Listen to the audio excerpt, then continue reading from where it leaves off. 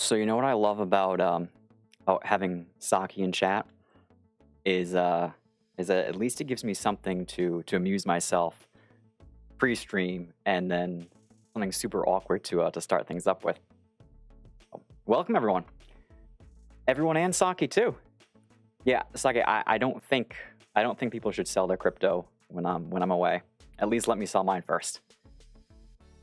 Oh boy, I see a lot of awesome familiar faces in the chat. I'm thrilled to see Slats here, buddy. We got a really complex topic today. So I think for the most part, be mostly discussion based, but we'll follow this truck around a little bit. Oh, yeah. Okay.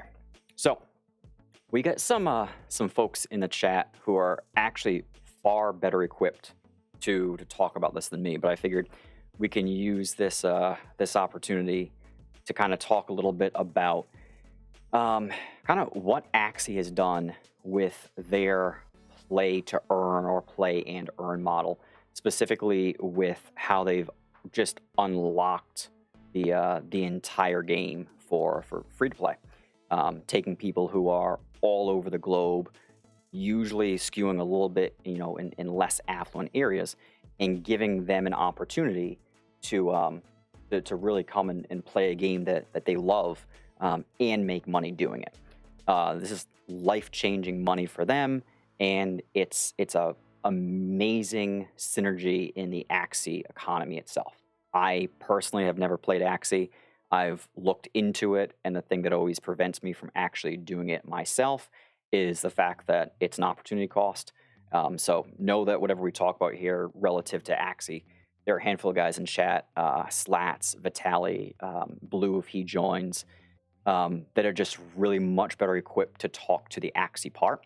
But with the time that we have, I really wanted to pick up where we left off in Discord last week, or I guess earlier this week, with regards to the plans that MCP has for Mega World, and more specifically, the integration and incorporation of free-to-play players. So we talked about a lot early in the week, and I think some of the things that MCP initially unveiled, probably a handful of us maybe weren't as excited about their initial plans, but I think the more we talked to them, the better we got an idea of kind of the direction they're going in. And I think the ideas that we were coming up with and sharing in Discord actually play a really cool role that's complementary to some of the stuff that MCP has already started to develop. So I think there's a great foundation to build off of. Blue, are you recording? Yeah, I am recording this.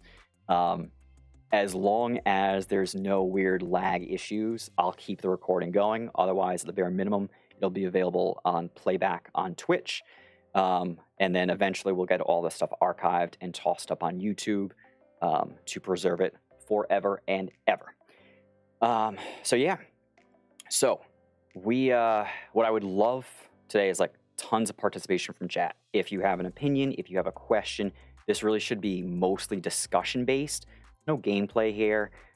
This is just us talking about the potential future of not just MegaCryptopolis and the microeconomy, but also the Mega World metaverse.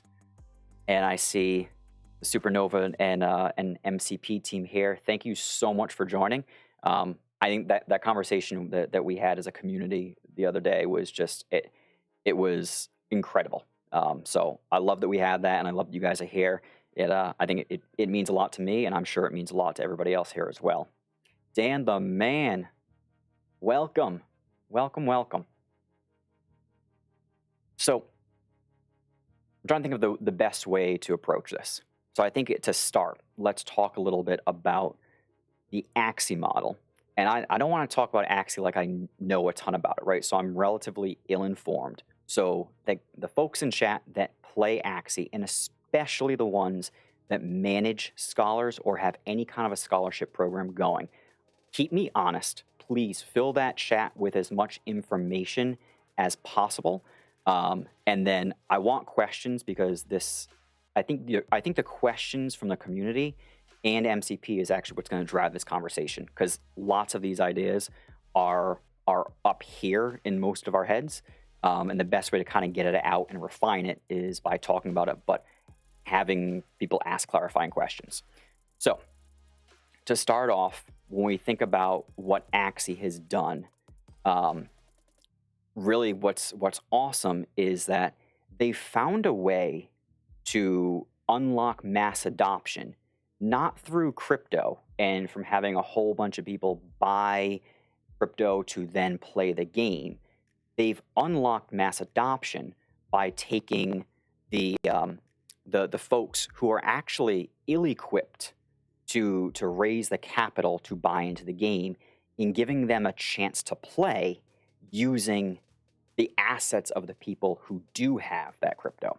So as an example, when you're playing Axie, the primary asset that you're dealing with is what's called an Axie. And you battle with it. Think of it like a Pokemon, stuff like that. They're not cheap. They're not always super expensive, but they're not cheap. They're the equivalent of our citizens. And therefore, when you think about it, you've got an initial layer of people out there in the space who can afford to buy into any one of these games. But after you scratch that surface, that next segment of the community or of the population is not exactly sure on what crypto is, probably doesn't know how to set up a wallet. There's a lot going on. There's a lot to break through. However, you take a step back from there, and that third layer, third level, is millions and actually over 1 billion people who have access to the internet via a mobile device or a computer, but live below the poverty line, right? And that's the group that Axie has been able to unlock, and not just unlock for the benefit of their existing community and economy, but actually unlock and give those folks an opportunity to make a living playing a game that they enjoy using the assets that belong to other people. And the people who own the Axies are getting a share of all the in-game rewards that these scholars are getting. So Eric asks the question, what is a scholar? And I think that's a great place to start.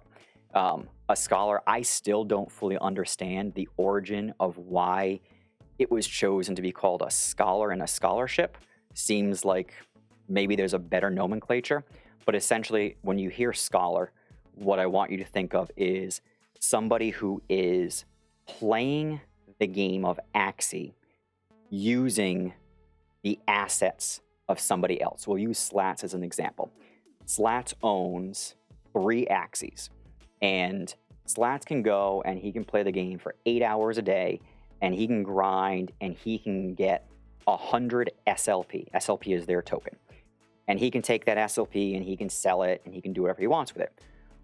Or, Slats being the gentleman that he is, Slats is able to purchase those 3 Axies, own them and hold them in his wallet, does not have to ever transfer them out, but he's able to allow somebody else anywhere on the globe with access to internet to come and play the game using his Axies. And that person is considered a scholar. So that person, instead of Slats playing with one team of 3 Axies every day for 8 hours, grinding it out to get 100 SLP, Slats is now able to take those 3 Axies and allow John from across the globe or next door to play using his assets and split those earnings, let's call it 50-50. So if John, playing with Slats' assets, earns 100 SLP per day, Slats is essentially receiving 50 SLP per day. John is taking 50. And it opens the door to this whole world, this like sub-economy, where now what Slats can do is he can just continue to purchase more Axies, create more teams, and every time he gets a team of 3 Axies together, he can open up another scholarship. And that second scholarship, now John's using Slats' assets. Now he can pull in Susan, and Susan's able to play with Slats' other team. So you get to this place where you have all the people that are able to own the assets are now actually able to put those assets to use for them every single day in a really, really effective manner, because it allows the scholar or the person that's using the assets to earn tokens and crypto themselves, which they can sell to advance in the game. They can use it to sell and feed their families. The stories that are coming out of Axie with these scholars, it's unbelievable. If you haven't had a chance to read up on it, it's really incredible. Oh, Dan, it's DVK. Dan, I'm thrilled that you're here. Pulsar, no problem, buddy. I'm thrilled that they're able to join us. I hope this time works a little bit better for everybody. I got lucky. It's a holiday in the U.S. today, so shout out to anybody who has served. Thank you so much. It is Veterans Day here, so I have no work. Eric asks, he says, we currently have 57,701 citizens. Does this mean this would be the limit of how many people could play until more are bred? Yes. So what's really cool about this is that this mass adoption is actually only possible if the microeconomy can keep up with the demand for these new players coming in. So yeah, Eric, if there are 57,000, what that would mean is, in theory, we could open the doors today to 57,000 unique people across the globe who would use our citizens to perform various actions, tasks, quests, and missions in Mega World. And as they perform them and they receive world as rewards, the owners of those citizens would keep 50% and disperse the remaining 50% to that person, 60-40, whatever the split is. That's how that works. So each one of those citizens would now be working for you potentially up to 24 hours per day, instead of 1 second every cycle when you actually click collect. Kevin's here. Dude, I didn't think you were going to be able to make it. This is great. This is great. Vaccination, hey buddy. Yes, and so like Vitaly says in chat, you'll breed more, right? So the cool thing is, just like with Axie, if you want a million people to come in, a million free-to-play players to come in and play, in theory, the folks that are breeding Axies need to breed 3 million Axies. So, and definitely the folks who are in chat who have played Axie, who have anything to do with scholarships and breeding, please just keep tossing information in there. But the amazing thing here is, as free-to-play demand grows, the microeconomy grows. So it's not one of those cases where we're dependent on free-to-play players coming in, but if we can get the right volume of free-to-play in, everything in the microeconomy takes off. And it's not like this one-time shot in the arm catalyst. It's sustainable because there's literally I'll keep using the stat, over 1 billion people on the planet with access to internet that live at or below the poverty line. So there's very, very low floor for this, right? Yeah, Eric, the word quest, I think it's and there's differences, right? So when we talk about, we're using the terminology that MCPs use historically, which is, I think, missions.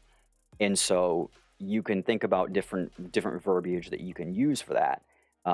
But when all is said and done, what we're talking about is allowing the citizens that we breed in the microeconomy world, so in residentials, not breeding new citizens in world, breeding citizens to function as avatars in Mega World, and then taking those citizens and allowing them to perform a variety of actions being controlled by somebody else other than us.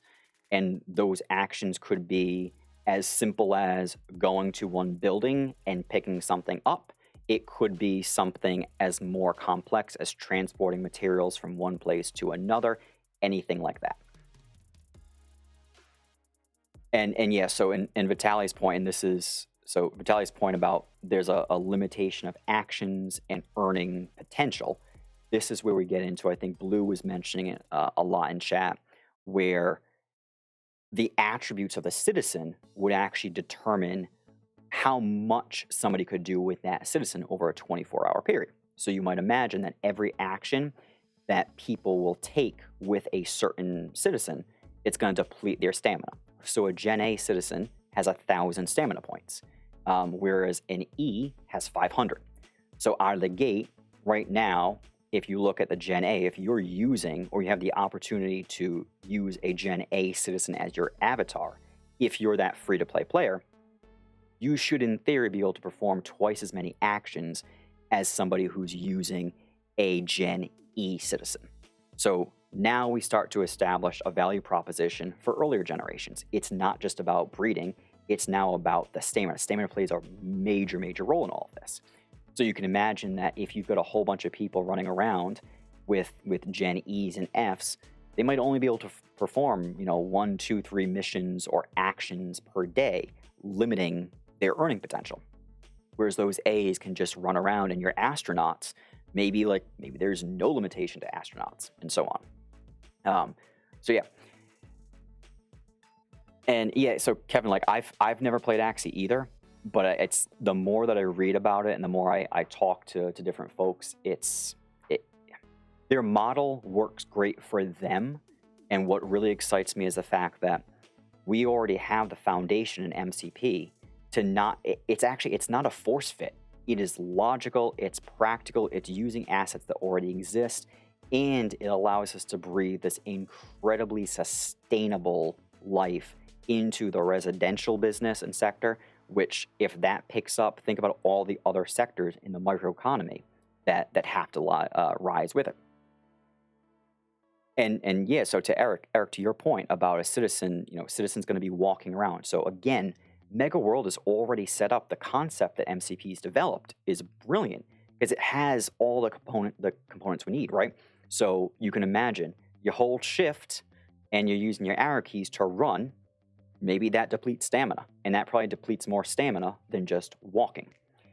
If you're driving, if you take a taxi, maybe that doesn't require any stamina, but you have to pay World to use the taxi. You have to pay World to buy the car or whatever. So everything that you're doing now in the world environment or in the metaverse is taxing your citizen in some way, whether it be stamina, depletion, you're needing World tokens to do something. And that's what allows you to make this actually super, super real. And then to your point, Eric, the transportation layer is already there. So why use a subway? Why use a bus stop? Well, because it allows you to transport yourself from one place to another. So you don't have to drive, so you don't have to take a taxi, so you don't have to walk, preserving your energy. But maybe it costs you some World tokens to pay for public transportation. Yes, and okay, so Eric, your point right there, a task could be driving others around for World. Exactly. So think about every single thing that has to occur on the map. Everything you see today, anything you see in the future. Ideally, what would happen, or in theory what would happen, is all of that stuff would be taken over by our free-to-play players who are now able to come in, right? It's like your text is like an Uber driver, right? You can come in, you can drive a taxi because you buy a car, or using that scholar model, Slats owns a car and allows John to use an avatar and his car. John goes around transporting people from the main tower 3-4 blocks over for a small World fee. John takes 50%, Slats keeps 50%.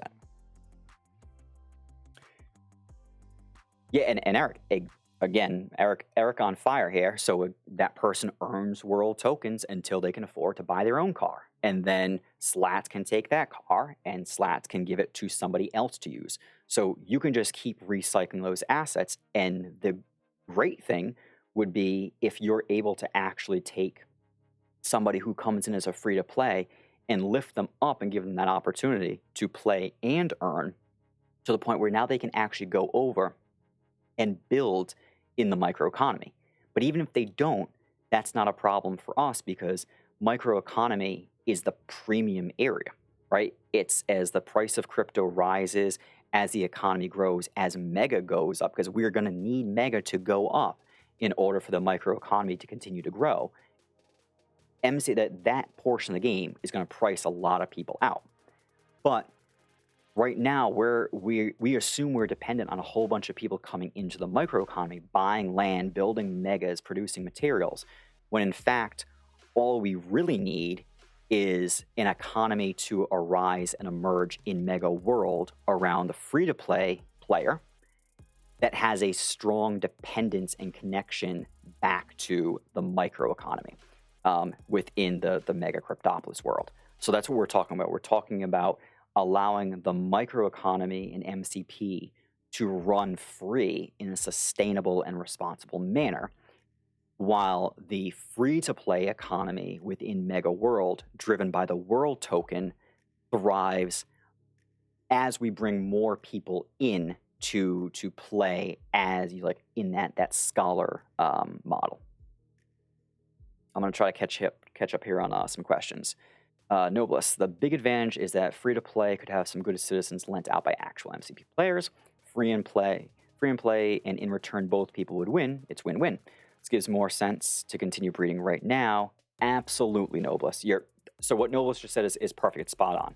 It's you breed to allow by you breeding, now you don't have to take that citizen and sell it to somebody else or use it to staff your building, because you're going to be lending it out to a free-to-play player to use on your behalf for a period of time, and you get a cut of everything that they do. They get a cut, and if it's 50-50, 60, whatever the split is, they have to invest nothing. All they have to do is set up a wallet.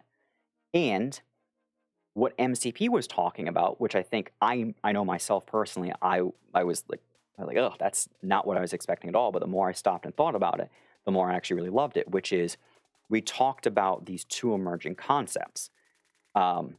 There's what I had crudely dubbed as play to learn, which I really want to redefine as learn and earn. That's what MCP was talking about. These generic default quests or missions that are stood up at the beginning so that these free-to-play players are able to come into the game and they have missions available to them that serve a purpose of enriching their knowledge of the underlying MCP microeconomy and gameplay, which is going to be a necessary foundation so that they can actually go and start doing the missions that we as microeconomy players create for them in world, and they understand what they're doing. They can actually start to carve out jobs and careers and strategies in Mega World if they understand what's happening on the microeconomy side with us. So think of it, what MCP was talking about is that initial layer is a whole bunch of missions that essentially mint world tokens. We don't have to mint them, right? It's MCP theoretically paying out free-to-play players in these world tokens by doing tasks that increase their knowledge of the game and the economy and the buildings. And then what I'm talking about is now layer on top of that learn and earn foundation what Slats has called, and I love this, it's brilliant, play and earn, not play to earn, play and earn, sits on top of MCP's current learn and earn model. And that play and earn model is driven by predominantly our existing player base and community that has microeconomy buildings outsourcing all of their processes to this global free-to-play workforce.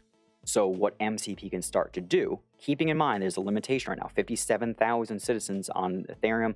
I don't know how many there are on Tron. It should be less.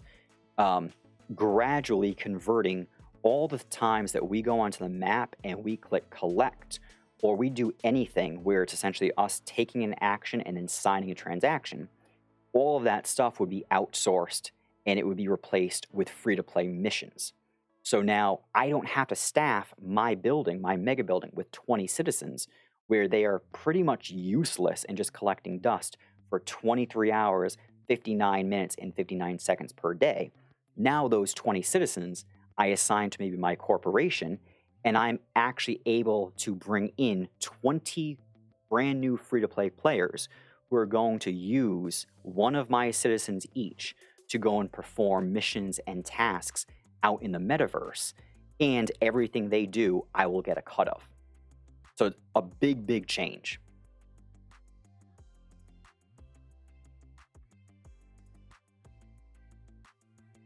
Fun is relative. Yeah, fun is relative, right? And that's the thing to keep in mind too, Eric, is right, like what's fun to us is not necessarily going to be what's fun to somebody else, and what's fun to somebody else is not going to be what's fun to us. And like honestly, what I would say here is like Vitaly, Slats, Blue, like you guys are close to all of this. You're scholars. This is fun to them. They get to play a game. It's a video game. They get to play a video game that they really truly enjoy, surrounded by a community and culture that is all about bringing this game, this opportunity to the masses, and they're getting life-changing revenue. And it's life-changing to them, and that's part of a revenue share. And the people who own the Axies, the people who are managing all of these programs and managing the free-to-play workforce, so to speak, they're certainly making some money too, because everybody continues to grow. I can't get them on mic now, but we will. I will figure something out so that we can do. I think we can go through Discord, Eric, and do a broader call. But yeah, I'd love to get like a little panel together so we can talk about this. Dan says, "Did you guys realize that MCP added steel to Tron and concrete to the ETH world?" That was noticed, Dan. The vaults, right? And I've asked that question before with MCP. I don't think we've ever gotten like a super solid straight answer. But in the AMAs that we've talked about previously, there's that notion of custom buildings needing steel and concrete, agnostic of the world that they live in. And Eric, yeah, what we're talking about with the learn and earned coupled with play and earn model, it is the metaverse, right? The metaverse isn't just a whole bunch of art galleries to display your random NFTs. It's literally about, it's a Second Life, right? Was that game Second Life? That was like the precursor to all this. I want to be able to play the game that I love, that I've already built and constructed in, but I don't want to just have these 400 citizens tied up in buildings. I want to take those 400 citizens and be able to hand select 400 people from around the globe to be able to come and have the opportunity to be part of this community, to play this game that they would never have a chance to be able to afford, and working on my behalf, go and staff my buildings, perform tasks that keep MegaCryptopolis and the Mega World moving forward. It's keeping the lights on, right? And yeah, Vitaly, you've got people already waiting. Yeah, there's the pent up demand is insane.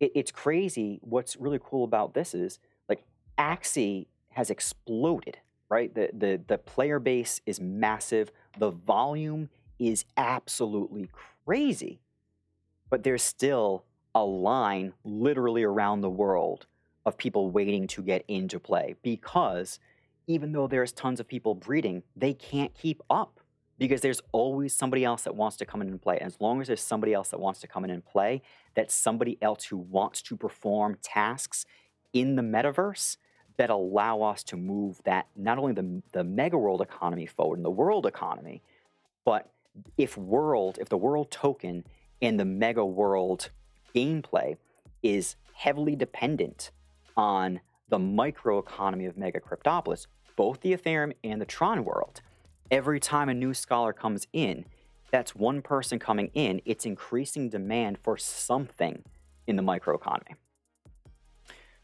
Andre, oh, I'm thrilled that you joined. Andre's another awesome example of somebody who's playing in both the MCP and the Axie world. Axie Infinity Scholarship is key to great mass adoption. I think the same model in MCP would be much more huge. Man, Andre, you're spot on, because there's so much more depth to this game, right? Axies, I don't ever want to sound like I'm knocking Axies. I'm not. But Axie is largely one-dimensional in comparison to what MCP has. MCP is, for all intent and purposes, a fully immersive, or has the opportunity to be a fully immersive 3D economy for these free-to-play players and for us, right? Because I'm gonna want to I'm probably gonna want to have a citizen that I can walk around and do things too. It's not just about free-to-play; it's also about us. Abdul, welcome, my friend. Thank you so much for joining. I'm thrilled that you joined. Hopefully we can spend some more time together in future streams as well. Bevins, in theory, every player that has Axies could come. Yes, right? So what happens in the world of we open the door to scholars, and it's an effective model, right? Not just a random model that's thrown together, and it starts with MCP's planned learn and earn free-to-play foundation, but is enriched with what we're talking about here. What happens right out of the gate is somebody like Chris, Kevin, Baller, Slats, literally anybody that's breeding, your citizens should increase in value in a crazy manner overnight. Because to Eric's point, there's 57,000. So we're already limiting ourselves to only 57,000 scholars. I bet you, I don't know what the stat is, but on the Axie side, if anybody knows roughly how many scholars we have in Axie, like toss it up, but I would venture to say it's probably over 1 million. That's a hell of a lot of breeding that we have to do. So think about all of the residential infrastructure that has to come and be built to support all that demand from free to play. All of a sudden, your level 7 residentials are so much more important because you've got to get every ounce of strength, endurance, agility out of these citizens you're breeding. And now also, think about the university, the hotel, those special buildings that MCP's talked about. Now they play this critical role because you're going to want to and need to restore your breeding points. You're going to want to and need to increase the stats of some of your lower stat citizens. And when we think about what that means is, what if World was required, or what if World and Mega was required to use those buildings? Now you've got new utility and use cases for both Mega and for World. And the critical thing is, in order to offset what would be fairly consistent sell pressure of the World token from these scholars who are playing, earning their 50% cut, and then selling it because it's what they need to live, we need to have an equal, if not greater, burn coming from microeconomy players who are taking their 50% of that world and then putting it to work in the microeconomy. Yeah, Abdul, you're completely right. The barrier to entry in the existing MCP microeconomy right now is too high for most people. Who you're going to be able to attract are the people who bought crypto years ago, people who have made a whole bunch of money and are now trying to park their money somewhere. But there are very few people out there, certainly not the population we need for mass adoption or to even create sustainable growth, that have $10,000 just lying around. And depending on what happens in the broader, like the real world, that 10,000 might become harder and harder to come by. And who knows what the price of Ethereum or Tron is going to do. Ethereum could run to 20,000, it could drop to $20, who knows? But right now, the future and the future health of the MCP microeconomy is solely dependent on not just the price of Mega, but on the actual cost to acquire Ethereum and Tron capital. And we all want Mega to appreciate and grow relative to Ethereum and Tron, but the problem is, the more it grows, the more and more people get priced out even further. So we've created this awesome opportunity for a runaway economic growth in microeconomy, but it's a double-edged sword because that same runaway growth is what's also going to price people out. So we have to make sure that with Mega World, there's a way for those people who can't afford the 1,000, 2,000, 10,000 entry fee, right, to come in and start playing, to come in, play, and earn simultaneously. And by having them come in through the free-to-play, drive incremental demand on the microeconomy side. Zarek says, the big theory question that MCP had was, would micro be dependent on World? We all think yes, the original direction was no. Yeah, and I don't know, right? So I had a hard time reading into some of the commentary initially in Discord, but I think that was what I had initially thought was maybe they were looking at this as to connected but largely different worlds. And I think the key is, in order for this to work, the two worlds actually have to have a strong connection. The Mega World gameplay and economy, how it, like, first of all, there needs to be an economy in Mega World, all built around the world token. In theory, also, if there's a liquidity pool or an on ramp to convert world into Mega, that would be amazing too. And you could have some components of Mega World be dependent on the Mega token. That would be amazing. But largely, for every world token that's earned in Mega World, we need it to create similar or proportional value or demand on the microeconomy MCP side. Yep, and Vitaly, like you said, early adopters, the people who are already playing, you're already in, right? And things taking off doesn't mean that other people can't join. It just means that they start from a different point. They're going to start and they're going to immerse themselves in the metaverse layer, where we're going to continue focusing on building out our microeconomy footprint. And eventually those people that are playing in Mega World, if they are saving their world, their rewards, they're eventually going to be able to come over into the microeconomy, and they start to become that next generation of wealth builders and scholar managers and all that stuff. Yep, and like Eric said, restoring breeding points would be key to more citizens, for sure, right? And you have, on the MCP side, yeah, you know what? Like, with that, restoration of citizens' breeding points are going to be important. But I would also imagine that people wouldn't be exactly up in arms if there were more pack sales, specifically tied to assets that the microeconomy needs in order to support the initial growth of Mega World. It has to be responsible, but it opens this door where MCP has a potential new revenue source that's not going to fly in the face of all the existing players, where we feel betrayed by the fact that there's new packs when we would have much preferred people to just buy existing materials, because there's this genuine shortage. Slats, so much more opportunity for world token utility than Axie SLP, so it'll reduce the amount of world that would be sold. And Slats brings up a great point, and there's a couple of things I want to touch on here, right? So SLP, which is Smooth Love Potion, that is the Axie equivalent of what MCP is talking about for the world token.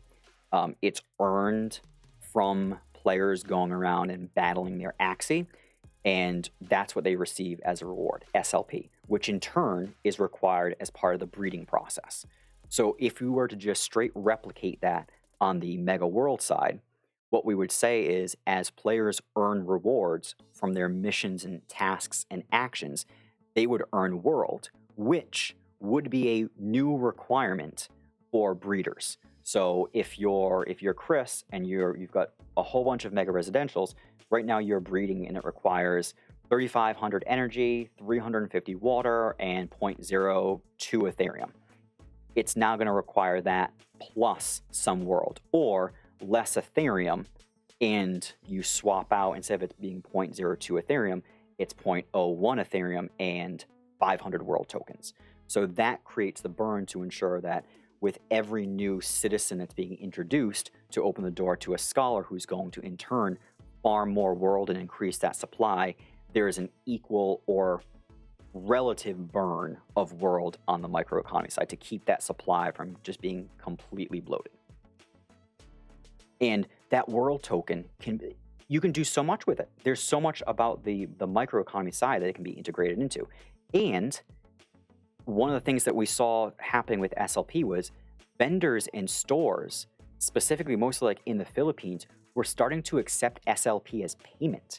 So now people who are playing that game earn the SLP. They don't even have to convert it into their native currency. They can go and they can use it in a store. They can use it to buy food. They can use it to buy clothing. It's crazy. And that's SLP. Think about the branding that could literally be behind a world token. It's brilliant.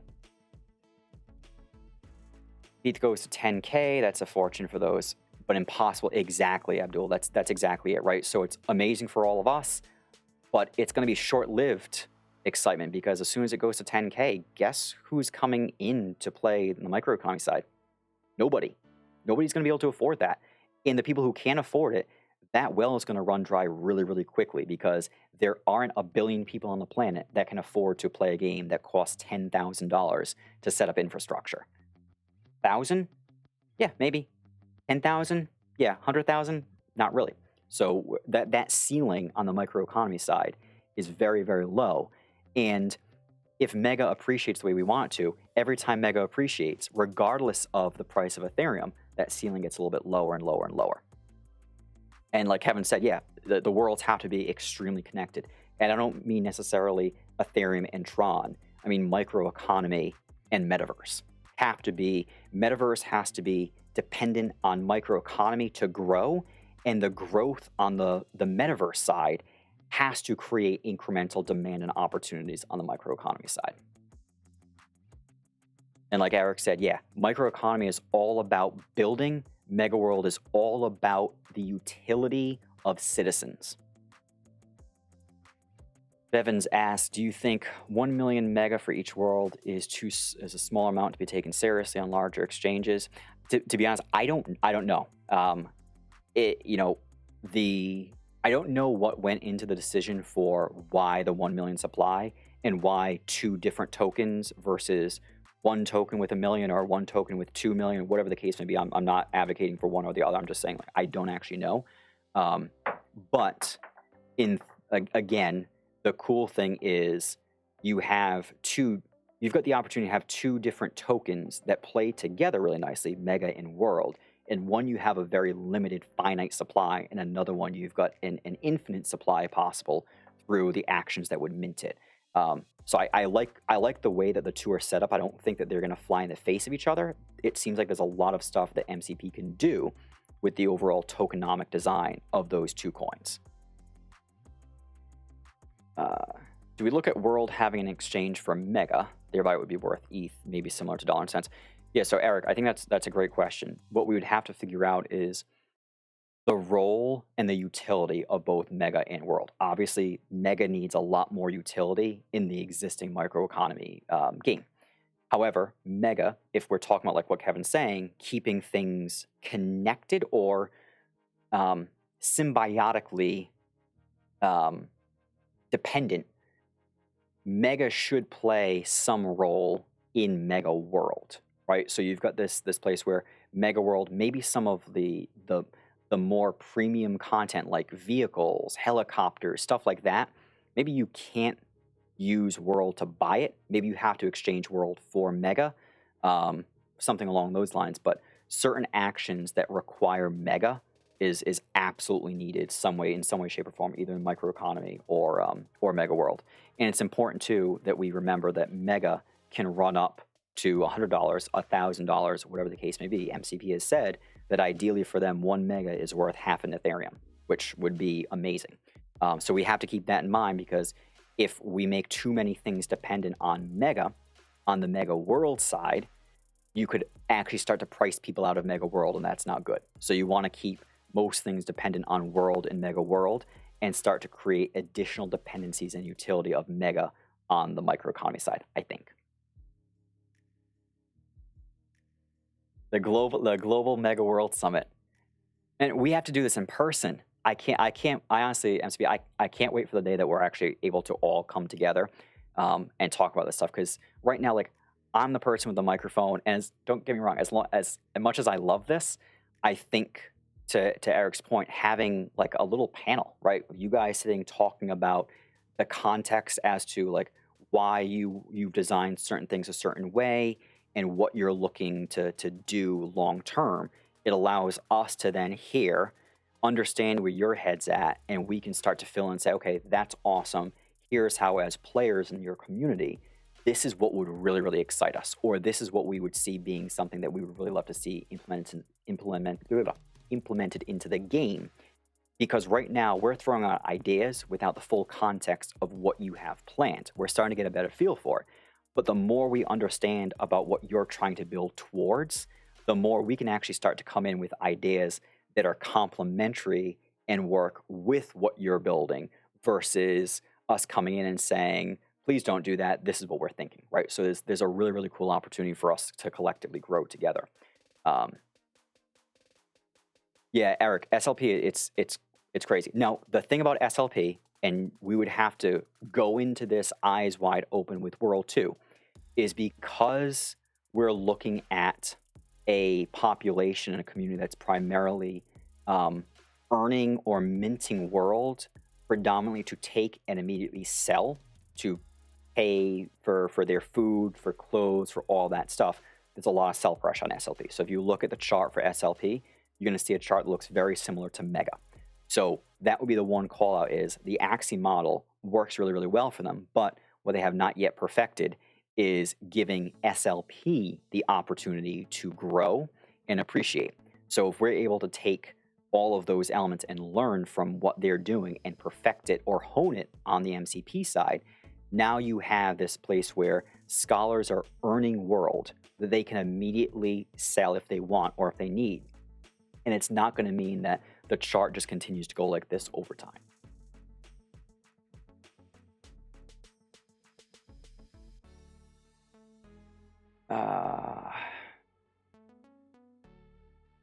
Catching up here, catching up. There's a lot of stuff going on in chat.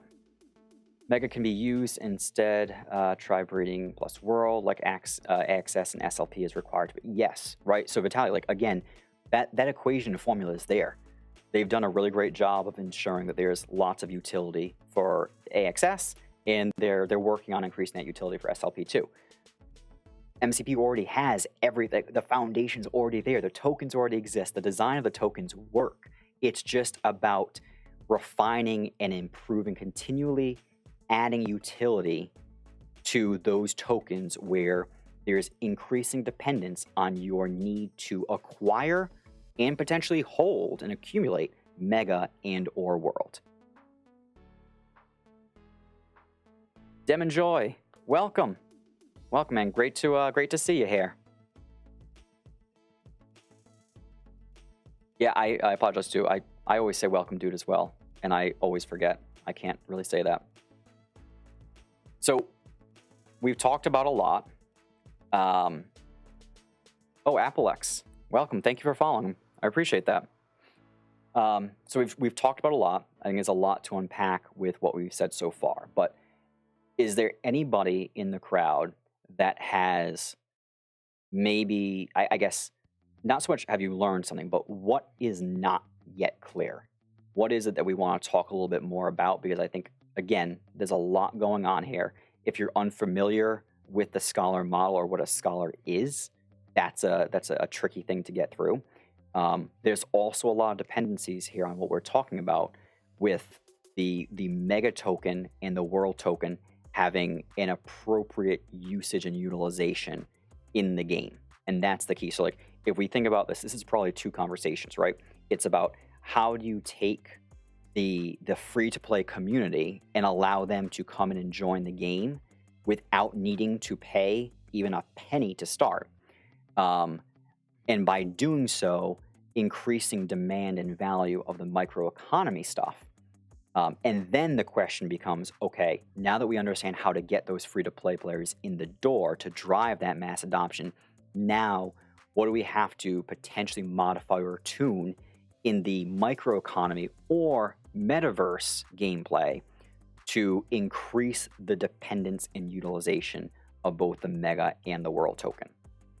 And I'll say something now that will probably be controversial or polarizing to some, specifically because I want to see what you guys are going to say in chat.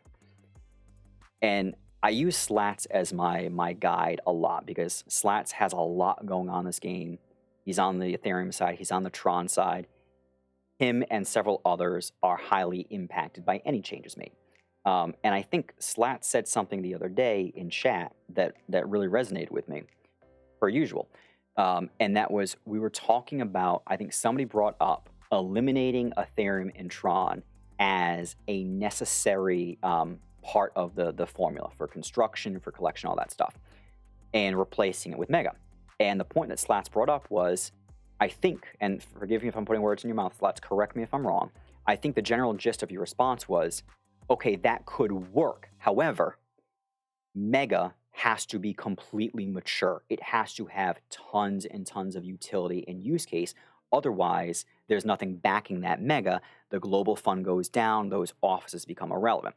So if we're talking about setting things up for true success with Mega, and Eric's gonna bite my head off, is the gradual integration of Mega into more and more actions on the microeconomy side. It's not a one-for-one swap, remove Ethereum, remove Tron from the equation. It's not that at all. It's about making sure that you've got the ability to really start to require Mega in a lot of the actions that you would take. MCP says there are two concerns about totally replacing appointed citizen to building feature with free-to-play avatars completing missions in order to produce. We'd like to discuss mainly about those who won't like the idea of doing scholarships.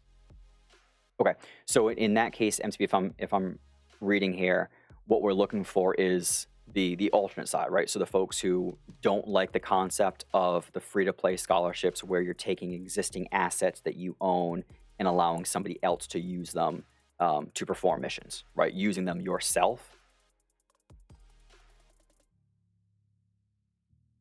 Gamers to Central, thank you for the follow. All right, what if you have some 10 to 100 buildings located not in a central district with all citizens in place, and you don't want to bother looking for someone to do missions? The game looks like it might be over. Okay, so I think if I'm understanding your question, it's essentially like, what happens if there aren't enough people to perform those missions? If that's what the question is, Knight mentioned something the other day that I thought was really, really awesome, which was there's actually an interim approach, right? You don't have to change things overnight. It could be gradual, or it could also be something on top where you could continue to just appoint your citizens, and that's completely fine. And they sit in your building for the 24 hours, you collect, you're good to go. No actions from free-to-play necessary. You don't want to manage scholars. That makes total sense.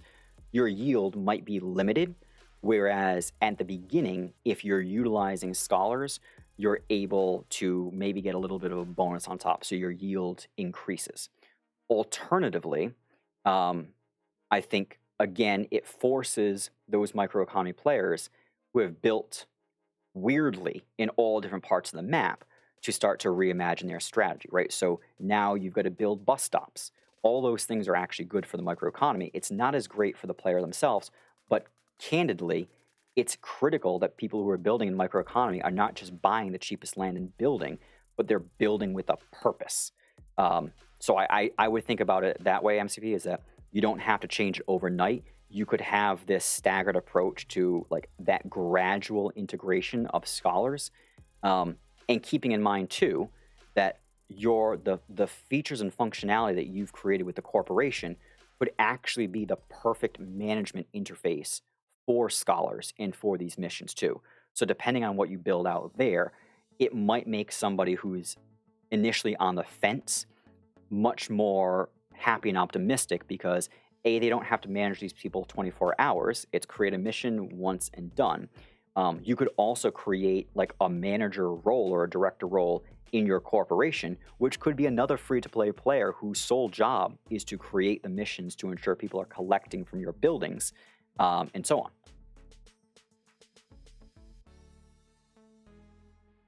Yeah, Paul, sorry, exactly. Like in reality, you can't buy a patch in the mountains, build a cabin, and complain. There's no supermarket. You have to be prepared and say, okay, I'm building in the mountains because I enjoy my seclusion and because it's so much cheaper to live in the mountains than it is in the city. But guess what? When you need food or materials, you're gonna have to make a 20-minute drive into the city. And yes, it's gonna cost more, it's gonna cost you gas, but that's the opportunity cost of living in the mountains. Yeah, Kevin, I think that the corporate function that's built into the game, like there's so much that can be done with that, and therefore it actually serves as the perfect foundation to managing not only your buildings, but also the free-to-play community. And you could have this world now where all of a sudden your building, you start assigning your buildings to a corporation, and assets are assigned to a corporation, and those assets that are assigned can now be assigned to free-to-play. So even like membership in corporation could be a thing, right? So maybe there is an entry fee for somebody to be able to come in and use your avatars. You could probably set up either way.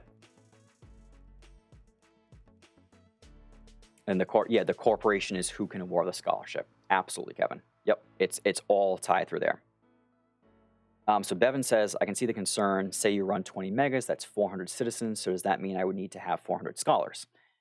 I guess theoretically, if we were just trying to take the Axie model and apply it and hone it to the MCP model, potentially yes, right? You would need 20 distinct scholars for every mega building you operate. And this is where I think Vitaly, Slats, Blue jump in here, because there's what we're missing in this discussion is we're talking about the microeconomy player and we're talking about the scholar. There's actually this in-between layer, which is your manager, somebody that Slats or Blue or Vitaly will pay a portion of their revenue proceeds from the scholars to actually manage those scholars. So there you start to have this layer and hierarchy built up, which again, the corporate structure works perfectly for, because you as the founder are able to hire directors or managers who in turn can hire and create direction for your scholars. Catch up here on what MCP said. Okay, so number 2, first times might not be enough free-to-play to cover all buildings, but in the end, there will be unlimited growing amount of free-to-play. And we'll also have a limited number of land plots on the map. In other words, what if 2 to 3 million free-to-play players will be doing on the map that hosts 23,000 land plots at max? Okay, so that's a great question. If I'm unpacking that, essentially it's what are all those people going to do if there's a finite amount of land and things to do?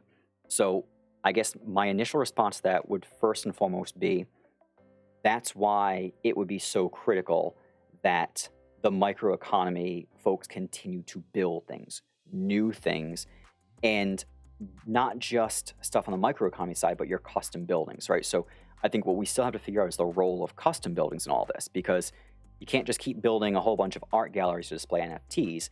There has to be something that you're able to do with those custom buildings that serve as entertainment, that serve to help level up to earn more world. So I think the limitation of plots initially, or I guess could become a challenge, but that's a good thing, right? Because if you consume all the land plots, then as players in the community, we understand a lot more if you introduce another chain. As long as that chain, that third one, is now dependent in some way, shape, and form on Tron and on Ethereum and does not devalue the land or assets sitting on those two. As an example, if you're going to build microeconomy buildings on that third chain, every level requires steel and concrete. Every level requires materials that can only be gained in Ethereum or Tron. So I guess that would be the way that you could, if free-to-play took off and you had 2 to 3 million people, not enough things to do. The good thing is you're always going to, like, you can do the math, right? However many buildings you have, multiply that by the number of citizens required. That's how many free-to-play players we're going to need just to operate the map on a daily basis. Bare bones, keep the lights on. Now, look at that and look at the delta between what we would need and how many citizens we have out there. I would imagine that we probably have a deficit of citizens if all buildings were staffed. Z-Best. See, if we go the citizen route, stamina makes a lot of sense to me. Possibly Astro's unlimited stamina? Absolutely. I think the total points a citizen has should also account for something, such as the mission is a total of 60 world, the Astro would get all 60, 59 stack gets... Yeah, and that's a thing, right? So Z, now all of a sudden, the citizen stats, generation, stamina, breeding points, all these things matter so much. And you can actually start to create a value proposition for every generation, for every attribute, all those things. Maybe, you know, if I put a mission up to collect steel for my plant, and there's a minimum requirement, you have to be using an avatar that is 10 agility and 10 strength. And if you're not, you can't run that mission. But the generation, the stamina doesn't matter. Or I can let you in and I can let you run that mission and collect for me. But if you've got 10 agility and only 9 strength, maybe you don't get that full 60 world. You only get 59, 58 to your point. So you can actually toggle with it a little bit to make sure that your higher skilled avatars and free-to-play players are performing stuff and receiving relative to their skill set. Oh, Eric, that's a great. Okay, so Eric brought up a great point. I apologize if I'm missing some questions here in chat, but Eric's point was in response to Bevan's question about 20 megas and 20 citizens needing 400. Maybe you don't need 20 to collect from there anymore, right? And MCP, maybe that's the approach, is that 20 works for the microeconomy now where you're appointing because you're parking those citizens there. Maybe in the future it doesn't have to be 20. Maybe it just needs to be 7 for a mega. It's 1 per level. There's maybe some potential there. And that could always scale as we have more free to play. That could scale up. And to us as microeconomy owners, we wouldn't care because as long as there's supply of free to play players coming in to meet the demand of collections and all those other actions, we should be fine with it. Eric says the key to the scholar model is a variable pay scale to incentivize further travel to far off lands. I think that's a great point, Eric, right? So again, it allows people who have built in non-strategic locations and in non-strategic ways the ability to still draw people there, right? So you're going to have to build a bus stop. But isn't that the point of public transportation anyways? To get people to build that infrastructure so navigating Mega World becomes easier. MCP has opened the door to non-district owners building subways. So where there's a will, there's a way. And I think, it's appropriate where if you have land that's in a non-ideal location, or if your district owner has stuff on the outskirts, look at Blue in 141. His district is all the way over, but he's built a subway. He's going to build public transportation, and he's pulling people into that district who are also going to create key infrastructure. Yeah, custom buildings for mini games, right, Eric? There's a role that custom can play relative to the microeconomy buildings. And I like that pulsar, right? So potentially giving a boost to production based off of the amount of missions completed in that building by citizens. So it doesn't have to be instead of appointing, it could be on top of appointing, however we want to do that. Sebaseek, there might be people that can't, oh, hey, Sebaseek, I didn't even see you pop in. Hey, there might be people that can't afford to buy a plot, so they might be able to rent it for a specific time, and Plants versus Undead. Yes, all right, so this also, again, falls back to why that rental function is so important, especially for land and buildings on the microeconomy side, because you could actually start to have free-to-play players come over who can now afford to rent things, who can afford to come over. But if the gas fees for rentals are so cost prohibitive, we're never going to be able to do that. Right. MCB, these are like amazingly awesome questions. I'm thrilled you're asking them. A, it shows that you care. B, it allows us to gut check what we're saying and talking about, and it also helps point out where there's potential either flaws or places where the model we're talking about needs to be honed or refined over time.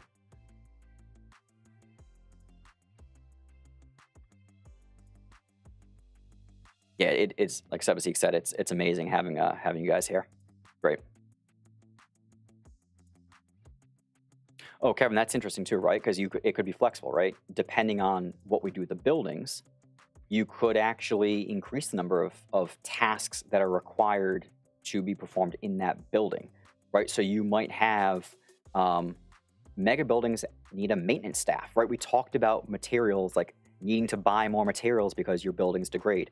Okay, well, what if instead of having to purchase more steel to fix my mega building that has deteriorated because of a disaster or something like that, what if I had a maintenance staff? What if free-to-play players, part of it was 1 mission per day I had to host, and I give out 5 world tokens, and you come to my building, you click, click, click, and that's you repairing the building. And if I don't pay those world, if I don't create those missions, over the course of time, my building degrades, which makes my yield drop. And in order to fix it, I have to actually fix it or repair it using materials, which quite frankly could be expensive. So why not just hire a maintenance staff to maintain the building?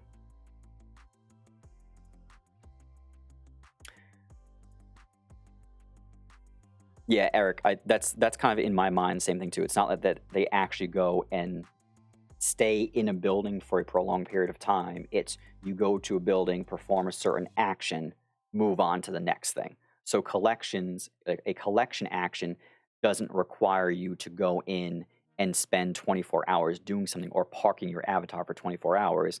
It's a 5-minute mission. You do X, Y, and Z. You're done. You can now move on to something else. You lose a certain amount of stamina for those actions you just took. Maybe you go to a commercial building and you restore your stamina by buying some food. Or you say, you know what, that's it. I'm done for the day. I can't do any more. You wait, and over a 24-hour period, your energy or stamina restores or something like that, and you can continue.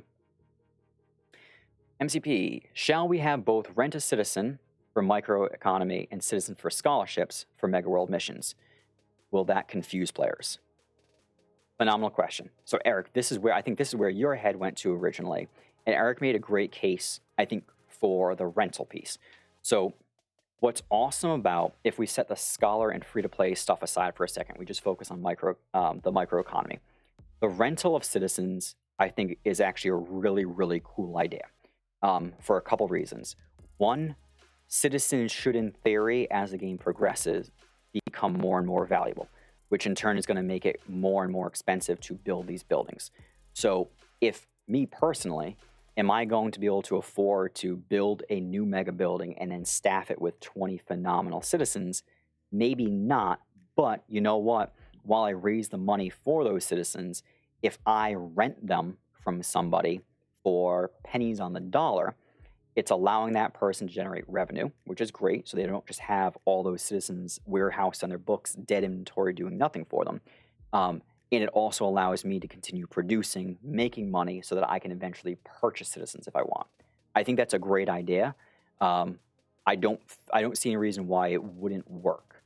On the free-to-play side, the reason why I wanted to warn us about the rental model is these are people that don't have money, right? So you don't need to generate rent for your citizens because they're going to be performing tasks, and those citizens are going to be working as passive income sources for the owner of them on the microeconomy side. So you could actually get to a place, MCP, where if you did have both, there's an opportunity cost for doing one or the other, right? So I'll pick on Kevin. If Kevin has a citizen, he's got a decision to make. I can appoint him in my building, and that yields X. I can rent my citizen to somebody else, and that's going to get me X amount. Or I can take my citizen, assign it to my corporation, and open up a scholarship for it, and allow a free-to-play player to come in, use my citizen as their avatar, earn world tokens, which I then get a share of. I think there's a whole bunch of different options there, and they could work all together. They could be confusing, but that's where the game guides, all of this stuff, like just bringing the community along, communicating, and creating that robust knowledge base could probably offset that change management piece.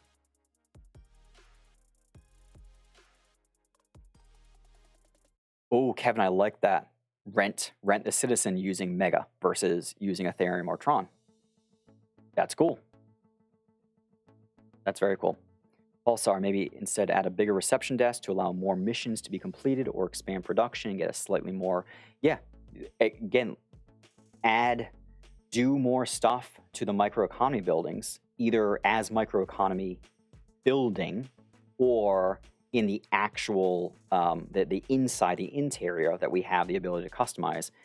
Build out your microeconomy buildings to allow for additional volume and velocity of missions and scholars and all that stuff. So now we're not taking those microeconomy buildings and just building a random lobby. We're actually creating certain things. We're crafting and putting a couch in the lobby, because when somebody creates a mission, they can go and sit down on the couch and it restores 10% of their stamina, as an example. So you would actually start to have products with a purpose being placed around buildings and around maps. Another option too, we talked about like custom buildings and the roles that they play. You could also say as part of this, if corporations become a key role, every corporation has to have a headquarter, and your headquarters has to be a certain size that dictates how many scholars you can manage at a time. So if I've got a 1x1 plot, and let's say that I can build that up to be 3 floors, that means that for every floor, I can have X number of scholars assigned to my corporation. And therefore, if I want to actually allow 100 scholars to come in, I have to increase the size of my headquarters to a certain size. So you could start to create a whole new world of assets and buildings around unlocking the full potential and scaling corporations. That could be an option as well. Let's also build using Mega instead of Ethereum and Tron. That one's, I think I definitely don't want to say that I'm advocating for that personally. I think what we've said collectively as a group is there's a lot of concern removing Ethereum and Tron requirements altogether before Mega is fully mature and can stand on its own and actually create more value for players, solely because you've got a whole bunch of people who have built, and I'm not one of them, who have built offices and business centers specifically and explicitly to mine Ethereum and Tron. So you would have to substitute and swap out. The change management would have to be geared around ensuring that the people who own those buildings are more excited to receive Mega than they are to receive Ethereum or Tron. And so I appreciate the fact that Sebasik just said what he said, right? So replying to what MCP said about replacing Ethereum and Tron with Mega. So Sebasik owns a bunch of offices on the Tron side. He says this point, if done well, can be a game changer. And that's my take on that as well. It has to be done correctly, and it has to be done with the full support of the community. Otherwise, you create that dangerous precedent of we're going to turn an entire sector up on its head, and you haven't done that yet, right? You haven't done anything that has hurt. There are certain sectors and buildings that have lagged behind in use case, but nothing has been rendered completely obsolete because you took something that was working, changed it drastically, and there were unintended consequences. If you can account for the unintended consequences and the communities behind it, then I would be personally excited if down the road, Ethereum and Tron Capital played a smaller role and Mega played a larger role, but solely because A, it adds more utility for the Mega token. And if we all believe in this game and project and token, we're going to have to scale up Mega utilization at some point in some way, shape, or form. So it's going to have to come to the detriment of something. And if Ethereum goes to $20,000, $50,000, Tron goes up, like we ourselves personally are going to start to get stuck too. So it's a double-edged sword. Yeah, Eric is adamant, but luckily, Eric, I have the microphone. But Eric's a great example of you're going to have people who Sebasik who say, yeah, if you do this a certain way, it could work, and there are going to be other people that just completely don't agree with it. And I respect both of those decisions or opinions. I think they're all valid.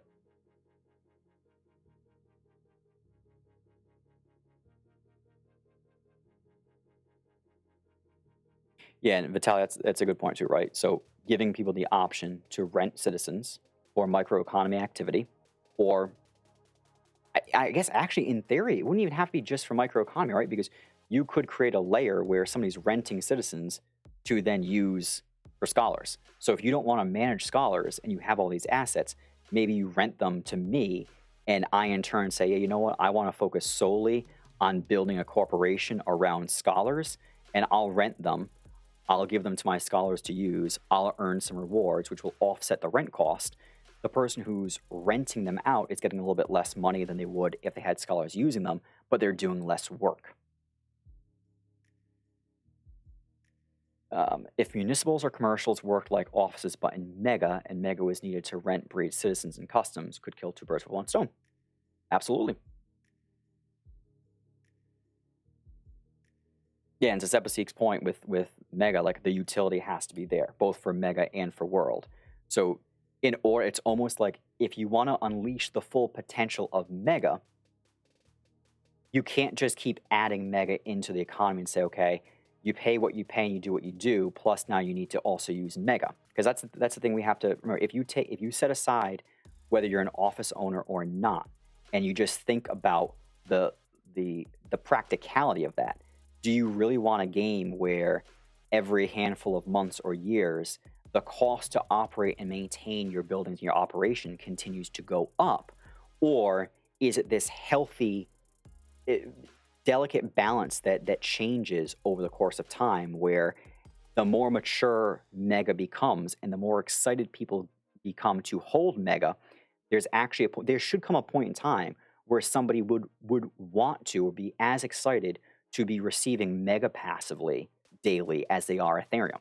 And it might be in a bear market. It might be in a who knows, but you have to acknowledge the fact that if done correctly, there is a day where you could be as excited to receive Mega as you are Ethereum or Tron. Alternatively, if we think about, we say, hey, you know what? Don't mess with the Ethereum and Tron formulas on the Ethereum and Tron chains. MCP, if you did ever need to introduce a third map, have that map be driven by Mega.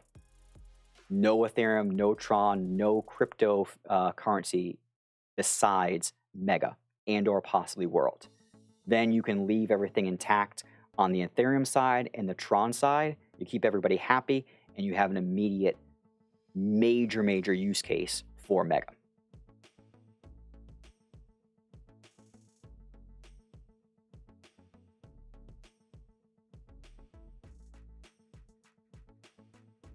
Migrate again after launch of...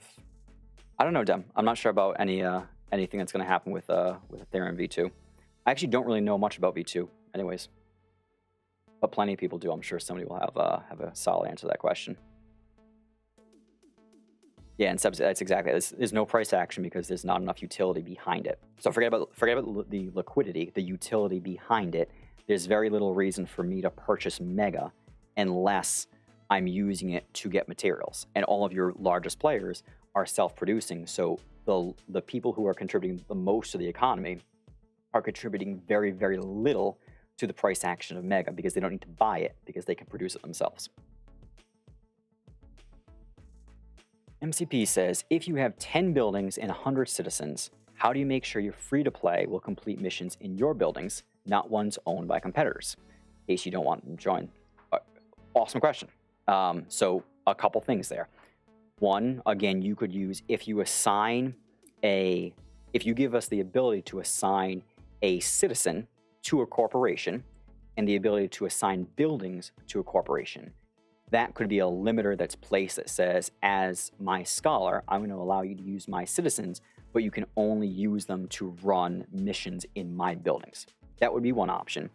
The second could be more broadly based on like an actual citizen management interface, which would allow you to toggle what that citizen is or is not able to do.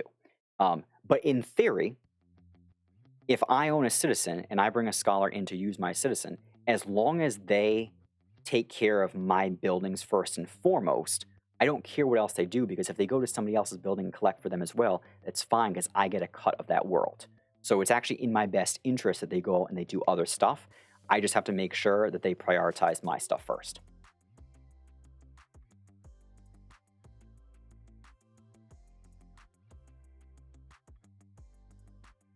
And Eric's point too, it's about the world, right? So if you're offering a larger price tag for your mission, that would allow us to cut that out, and you're just letting like supply and demand do its thing.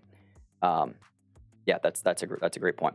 Plus, you've got the corporation fund. The corporation fund could be used to take in part of that rev share. So as they complete missions using avatars that you own or are assigned to the corporation, a percent of that world goes to your corporation fund, and that corporation fund gets paid out to your scholars over a point in time. So what you could do is you could set something up where, based off of the amount of missions they run for you specifically in your building, you pay out a higher percent of that corporate fund to those scholars. And that could be the balancing act that allows them to, yeah, you know what? Like, you're not going to be my scholar. If you don't go and collect from my buildings, sorry, but there's 400 other people waiting who will do that. So I'm sorry, but I'm happy to swap you out. But by the same token, it still puts a little bit of the onus on us to be responsible from both a financial and philanthropic perspective, where it's not taking advantage of people. It's legitimately setting up a compensation structure and a reward structure that works for both myself as the owner of the asset, as well as a person playing using that asset.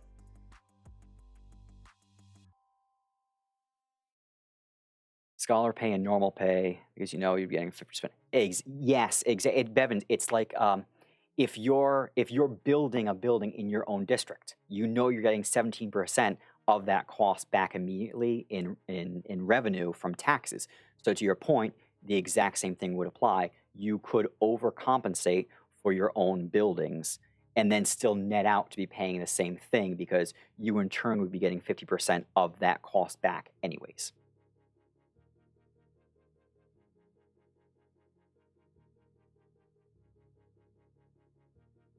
I love the questions.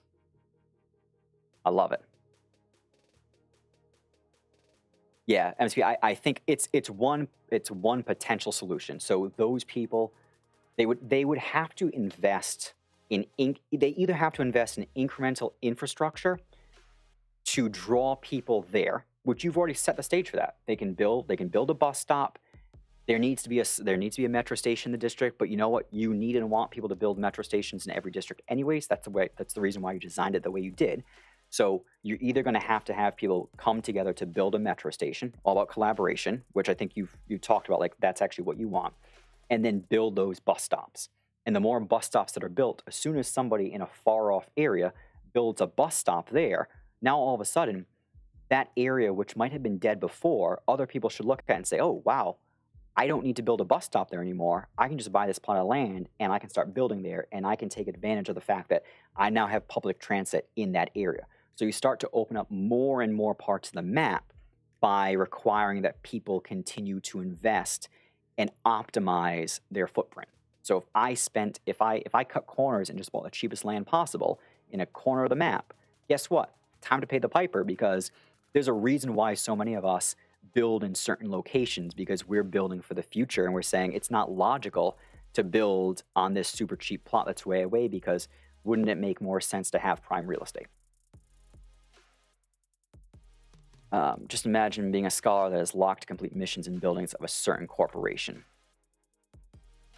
Yeah, and that's a thing. So I think like you could, in theory, if you owned a corporation, you owned the citizens that they were using. If you're slats, as an example, you have a massive footprint. You might actually have enough to keep all your scholars busy 24/7, and therefore you wouldn't want them going out and performing missions for other people. So you might, if you're him, you might want to say, yeah, you know what? These citizens can only be used in buildings owned by slats or assigned to the slats virtual enterprise corporation. If you're me, though, I'm not slats. I have a handful of megas, but I actually really want my scholars to go and collect from my buildings. But then it's in my best interest for them to continue to go out and fully deplete that stamina, running other missions and collecting for other people, so that I earn a cut of that world. And the value proposition for everybody else is now all of a sudden you can build a building and not need to buy citizens anymore, because there are enough people that own citizens and enough scholars to then go and perform actions in your building. And thought, if you're John Smith and you build a mega mixer, but you don't buy citizens because you say, I'm going to outsource all this work, maybe that's the entry fee for a corporation. If John says, I need citizens, but I don't want to buy them myself, and I don't want to manage scholars, but hey, Baba, I want to take advantage of the fact that you already have a workforce in place for MROM. Can I join your corporation? John pays a fee in Ethereum in Tron to join the MROM corporation. His building is now assigned to MROM. My scholars and citizens can now collect from his building for John.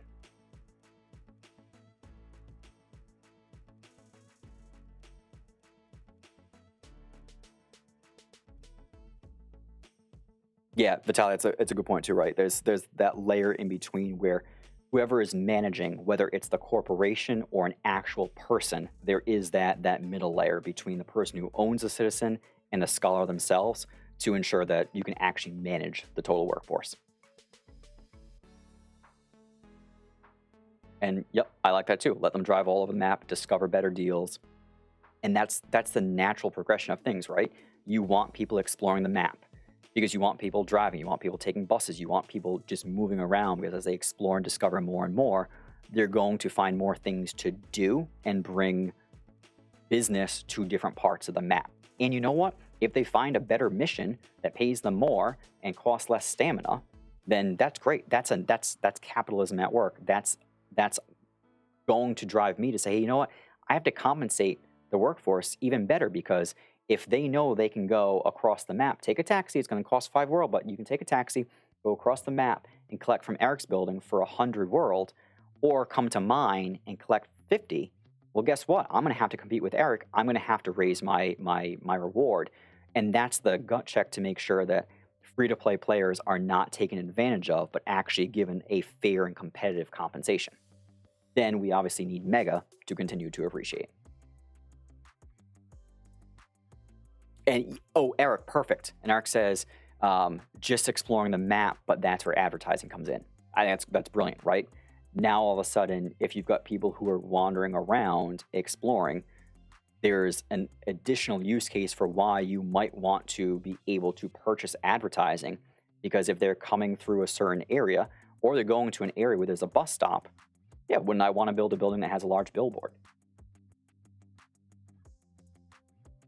And to Vitaly's point, it adds value to cars and helicopters, which would be built in a car plant, helicopter factory on the microeconomy side, and require Mega, maybe, Ethereum, Tron, whatever the case may be, more citizens to actually staff the building. MCP, you've talked about the citizen requirements for those buildings being substantially larger and more specific versus some of the other buildings, like needing a citizen mechanic and some of those special citizens.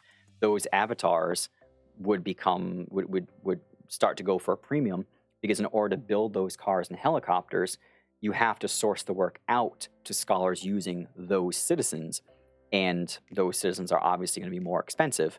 It adds additional value and utility to them as well.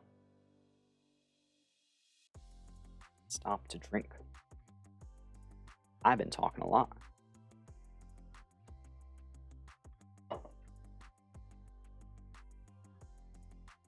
Vitaly, I want to be careful about the way I respond to this. So Vitaly's comment is, all of the next, or I guess all future microeconomy buildings need to require world, Mega, and resources. I would call out that I agree with that. However, depending on what's going on with offices and the global fund, I think until there's a complete shift or transition, you might still need that Ethereum or Tron currency in there as well. But completely agree that going forward, the opportunity we have to integrate Mega and world in an organic and symbiotic fashion would be new buildings that come around on the microeconomy side need to require Mega and or world in some way, shape, or form.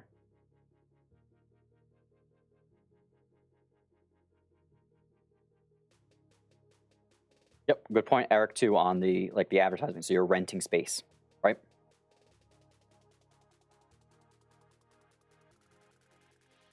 Every time anybody says anything about removing Ethertron, Eric's going to have a comment. So actually, you can really help my channel stats. Just say something about removing Ethereum or Tron, and I know I'm going to get 3 comments and responses from Eric, which is going to mean my comments per minute and simultaneous chatter is going to go up. So let's poke the bear a little bit. In all seriousness, though, I don't know if anybody saw it, but Eric posted a picture of the whiteboard that he was developing to kind of map out the synergies of Mega World and MCP. It's in the chat. Eric, make sure you post, maybe just repost it in the general chat again. But it's like there's a lot of stuff you can do there, and he's got some really awesome ideas as to how all this stuff can come together. So let's not get caught up on the Ethereum or Tron portion, like the cryptocurrency.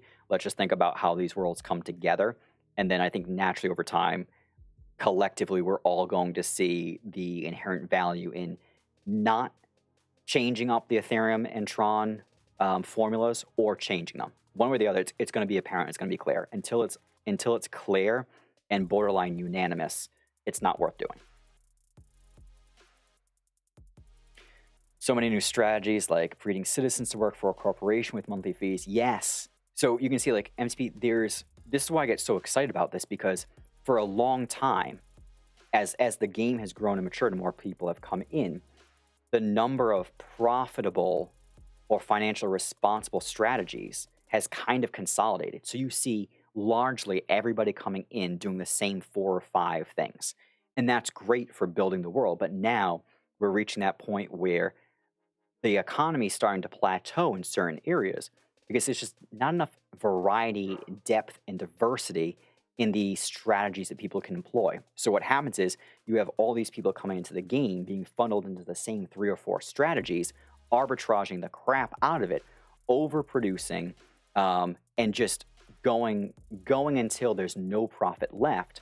Whereas if there were 10, 20, 40, an infinite number of plausible strategies that could be developed, you're not going to see that plateau. You're going to see continuous growth. And that's that's the opportunity you have with citizens, with world, with all this stuff. It's thrilling.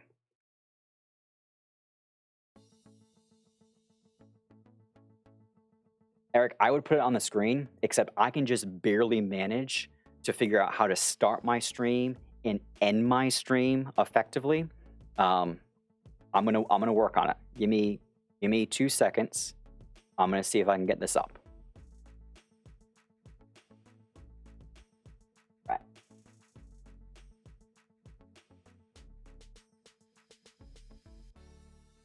See what I can do here.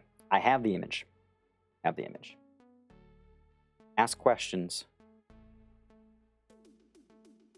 Eric, I got it. Somebody just sent it to me. I'm gonna save it and I'm gonna see what I can do. Give me 1 second. Oh, and MCP, I love that too, right? Because now you've got governance. All this stuff can start to there's a role for governance in all of this. Absolutely.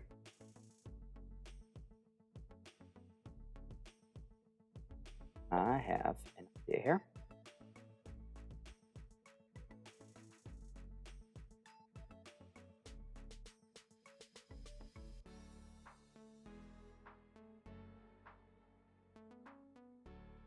Eric, this thing really is quite beautiful.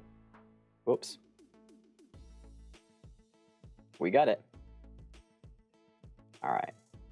1 second here.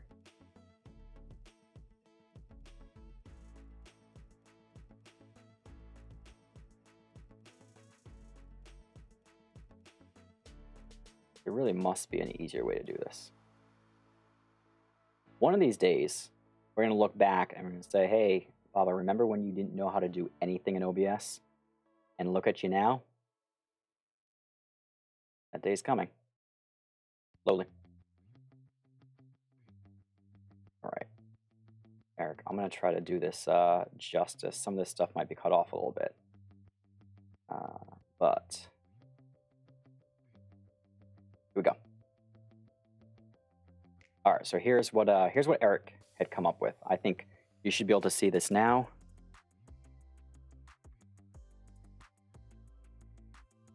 So this will be posted in the general MCP Discord. But the takeaway here is, look, there's an opportunity to introduce additional materials that can be produced on the microeconomy side, all with a very specific purpose and function to grow and drive new utility, functionality, and strategies on both the microeconomy side and the Mega World side.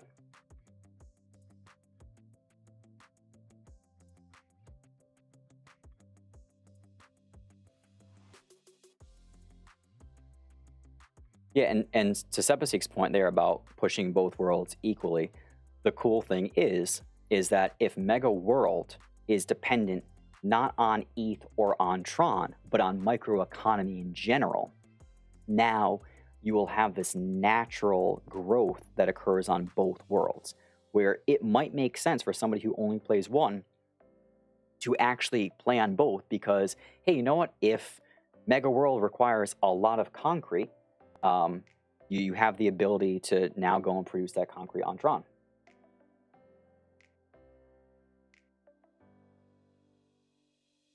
Josie, welcome. Hey, Listen, great question. So welcome. What we're talking about is the game of MegaCryptopolis, which has been in existence for about 3 years, being continuously developed, and the integration of the Mega World metaverse layer that's going to sit on top of that. What we're talking about is how those two different layers of gameplay can come together to really provide a robust and rich economy for all the existing players, but also open the door to allow the MegaCryptopolis gaming community to grow in a similar manner to Axie, taking in all these free-to-play players who don't have the capital on hand to start the game themselves, but can leverage the assets that we already have to play the game, earning rewards that they would keep a portion of, and then we would share in a portion of that revenue as well. I want to bring up a point that Slats I missed. So for the scholarship program to work, it's critical that there's lots of liquidity for World on the decentralized exchanges and the centralized exchanges, and efficient on-off ramps in and out of the game. And that is a perfect. That's absolutely perfect. Perfectly said, Slats. That liquidity is going to become more and more and more important, as well as the placement on certain exchanges.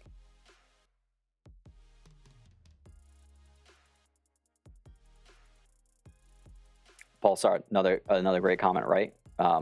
Hiring a smart, free-to-play manager or somebody with a certain skill set, whether it be finance or management or anything like that, and have them manage your scholars.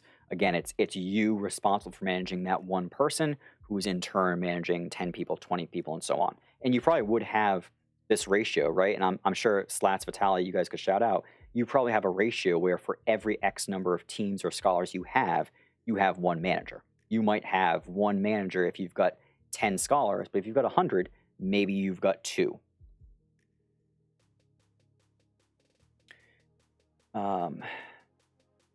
Bevins, would missions need to be random on time deployed? Because otherwise, in theory, one player could walk down the street collecting everything at 12, like I don't know. They would probably have to be certain missions that would have a dependency on time. But if we think about it, in theory, there's also a reset cycle, or maybe there isn't a reset cycle. Like with Axie, it's a 24-hour cycle for the Axies to generate new energy to be able to go out and battle to earn more SLP. Maybe we actually don't need that.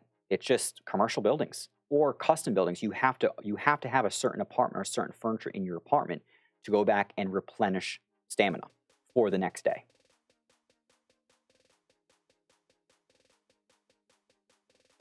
Because what you need is essentially a time zone agnostic way to play and collect.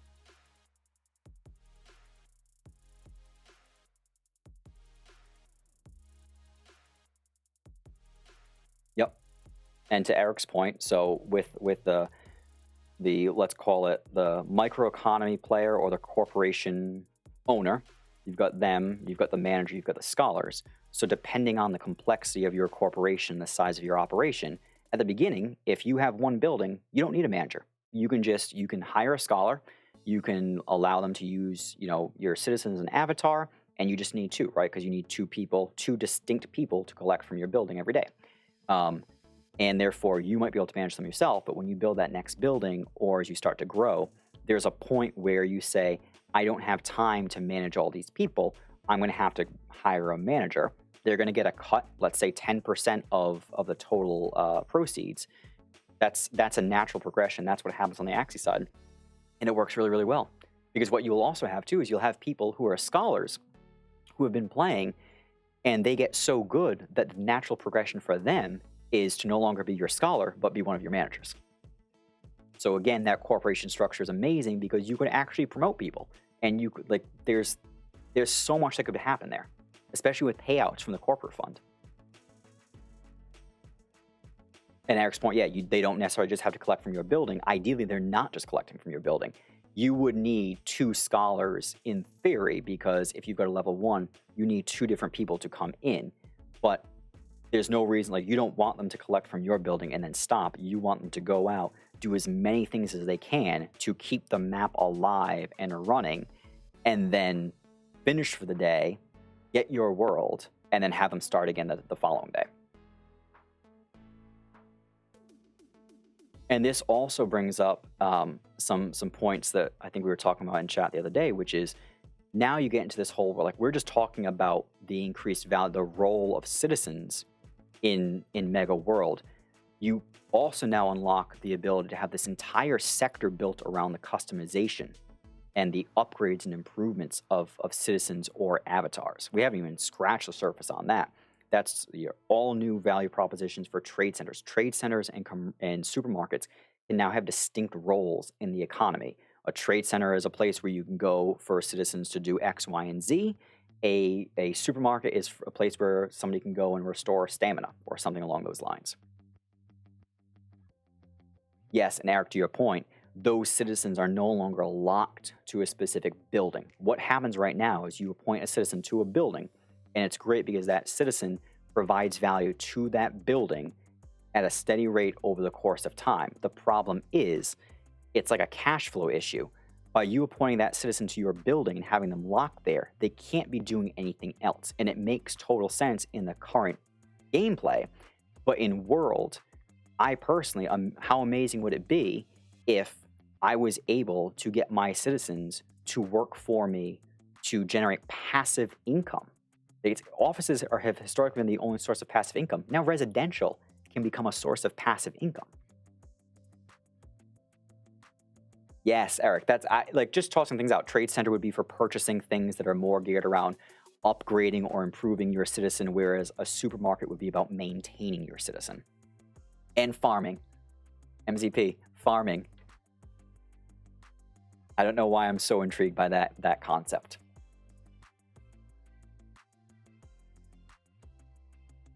Yeah, Sebaseek, citizens and their stats and their characteristics and attributes are critical, right? They play a super, super, super important role in Mega World, whereas on the microeconomy side, you care about the primary stat, the secondary stat, and maybe those tertiary stats. You care about the breeding points and the generation if you're breeding. Maybe you care about the stamina if you're like heavy in industrial and production. But in this, World becomes all about getting the best citizens possible. And there will be a role for those citizens that are 1 and 2 stats. There's a role for them because there will be people who can use those as scholars, just like an Axie. There are floor level Axies that do the bare minimum, but there's a role for them in the game. Just like an astronaut, there will be a distinct role for an astronaut in Mega World.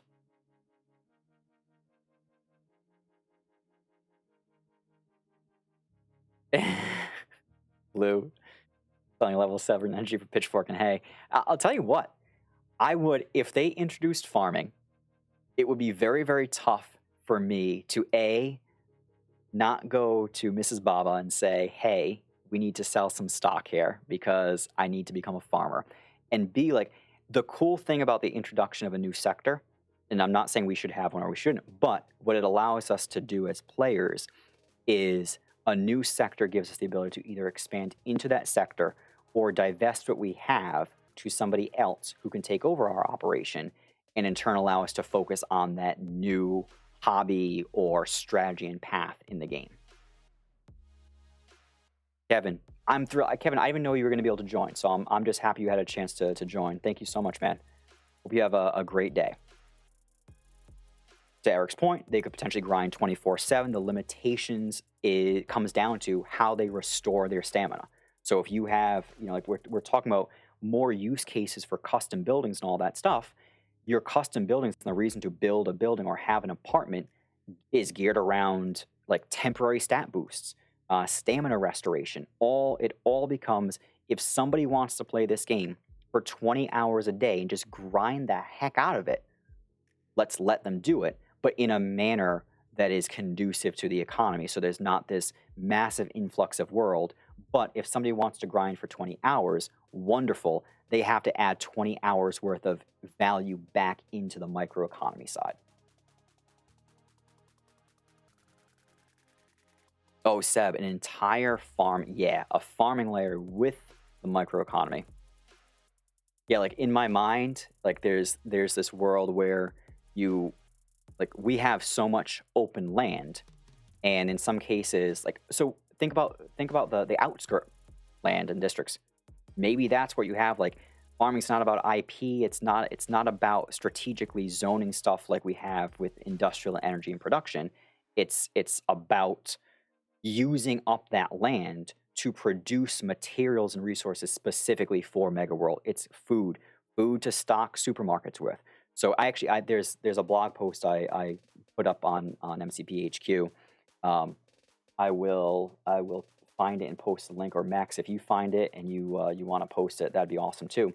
But essentially, if you were to introduce something like farming, you can now reinvigorate that commercial, and farming becomes a sector not to support microeconomy, but it's a microeconomy sector built to support Mega World.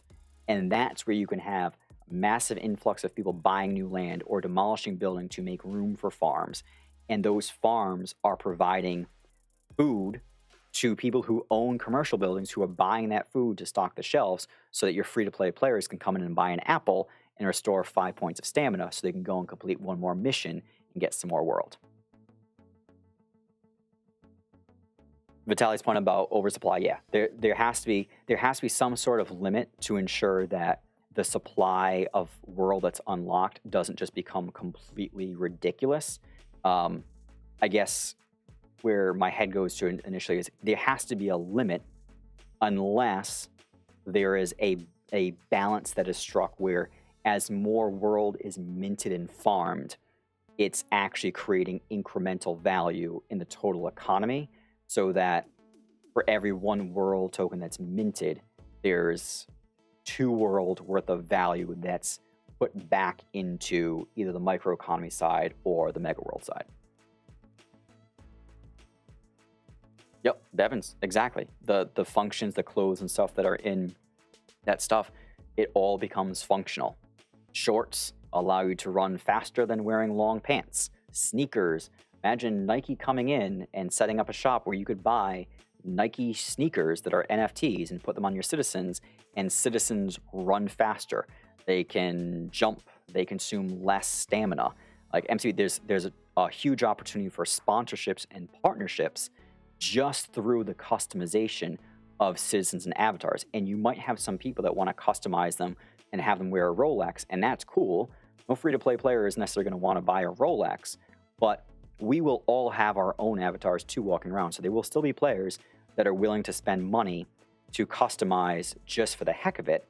But there will also be practical uses too, where somebody can come and purchase a pair of sneakers that have their own stats that allow them to do something uniquely different or more effective in Mega World.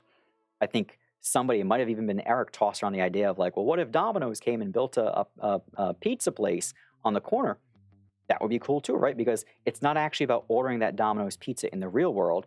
It's about that citizen or that avatar going to the Domino's store, buying a pizza, which restores certain stamina.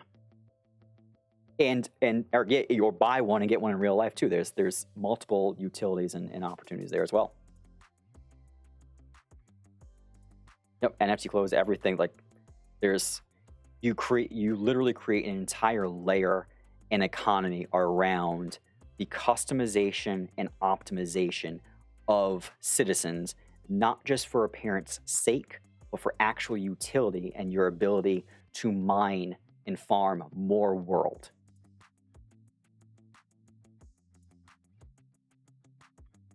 Yeah, Evans, to your point, exactly. That's a drain. Everything that goes into improving citizens has to be a major drain of world. So as people mint world, and the demand for that grows, we have to be able to say that the people who are creating stuff for world are burning that world because they need to acquire it. We want people who are producing stuff for Mega World to take world from the scholars who are selling it. We want that buy volume to offset or at least partially offset the sell pressure. And therefore, anything you're producing for citizens should, in theory, probably be largely based off of somebody spending world to do so.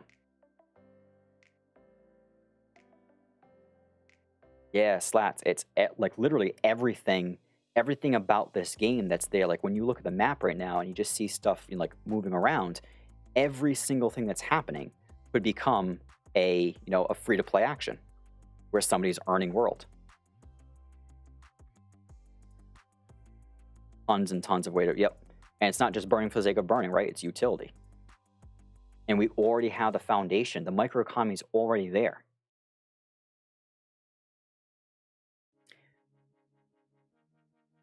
Mind squeeze. Hey, I've tried to get them to hire me. I've tried. MCP, did you see what Mind Squeeze said? If I could upvote that comment, I would. My dream job would be to quit my job to make this my job. I don't think they'd like me too much. I'm an acquired taste.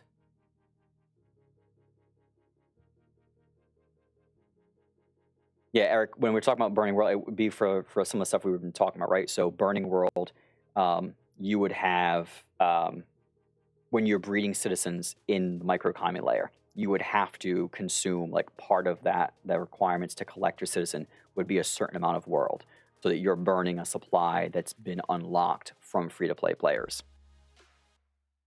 When you're purchasing food from the supermarket, that would be purchased using world. So essentially it's trying to build a native economy within Mega World, and anything that's world adjacent that's being produced for citizens or scholars would all need to be a source of a burn or a sink in world tokens. Yeah, Blue, that's fair. I'm a pain in the rear. That's put nicely. I think I've become a lot more polished and refined over the last 2 years. People are very surprised when new people come in and they complain, and then they'll send me a demon like, "Why aren't you complaining?" You're like, "No, I don't think you understand how loud I was when I first joined the community. I would be nice now."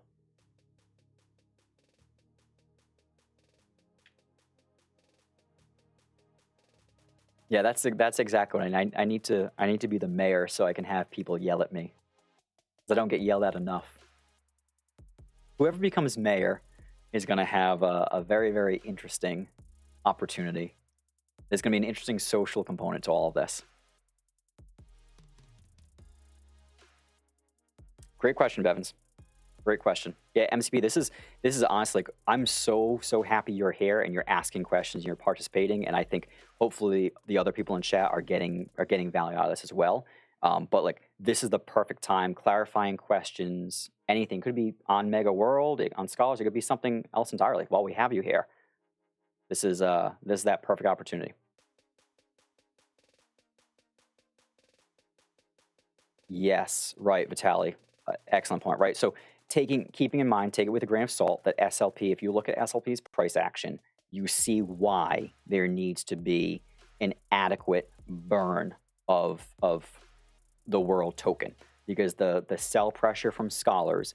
The great thing is scholars are making money that's life changing, allowing them to buy homes and create a better lifestyle for themselves and their family. The problem is it's a major burden on the price action of SLP.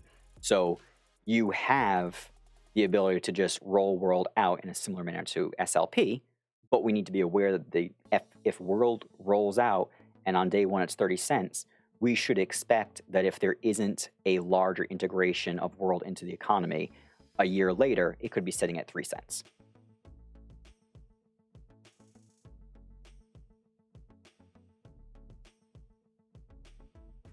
Oh, so what I love about MCP's comment right there, so it says MCP just would not exist without everybody, and that's, I think the team gets a tough rap unfairly, because what we forget about as a community is from day one, the team has preached decentralized. They're not making decisions. They're not making necessarily unilateral decisions and guiding the game in their direction. They are taking cues from us. They're sitting there talking to us. Everything they're building strikes me as their guiding principle is build a foundation that allows the players, through governance, through these other means and methods, to take control of the direction of the game. Where MCP, they've built this foundation, they're working hard to perfect and hone it, but once that point is in place, turning over the future development and the direction of the game to the community themselves, where they're building based off of what the community is asking and voting for. And we forget about that. I think sometimes we think it's like them sitting back. It's actually not. It's building a foundation out of the principle of allowing the community to eventually one day, through governance, to be able to drive the game in the direction that the community is looking for. No final version of the game. That's beautiful to hear. That's exactly it.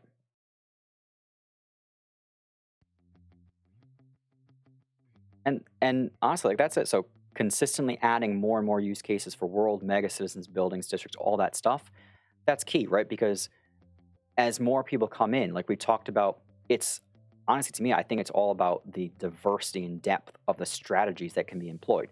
The more viable strategies that somebody has, they can come in and play the game and earn while they play, the broader you're going to be able to go, the more people you're going to be able to draw in.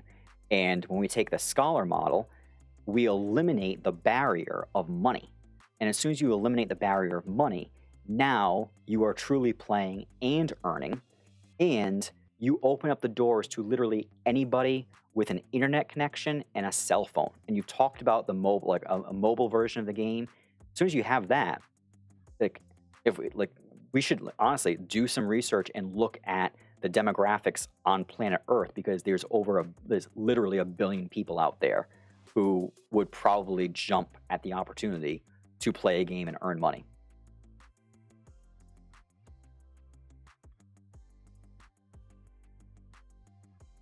Also, that's a great point too, right? And that point, I think that point was made in Discord, but kind of glazed over, which is Eric wrote this really awesome article about the potential use cases of a factory, not just for how it's used and utilized today, but for how it could be utilized in the future with car parts and stuff like that. And MCP took that and it influenced their decisions about how the factory is going, the role factories were going to play in the future. Max just put the link to that blog post in the chat. It's a great article. You should definitely take a look and read it. And if there's anybody else who has ideas too, the whole point of MCP HQ, and specifically that community blog, is to serve as a place where if you don't have a stream and a microphone, you can still share your ideas, right? It's a place where we can all go, we can all read. You don't have to have a microphone and a stream to have a voice. And you don't have to go in the Discord and post it where people might jump down your throat, right? So as that community becomes more and more positive over time, it'll be a safer place. But in the meantime, you can always post your ideas on MCP HQ.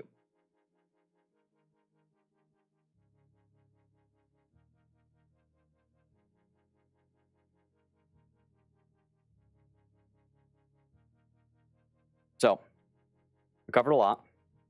It's been 2 hours.